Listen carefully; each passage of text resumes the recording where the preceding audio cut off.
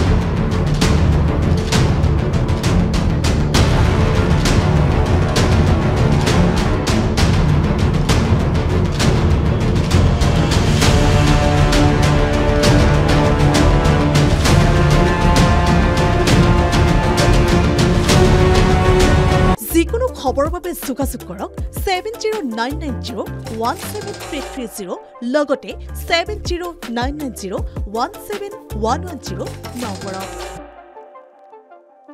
যিকোনো খবৰৰ বাবে যোগাযোগ কৰক 7099017330 লগতে 7099017110 নম্বৰত।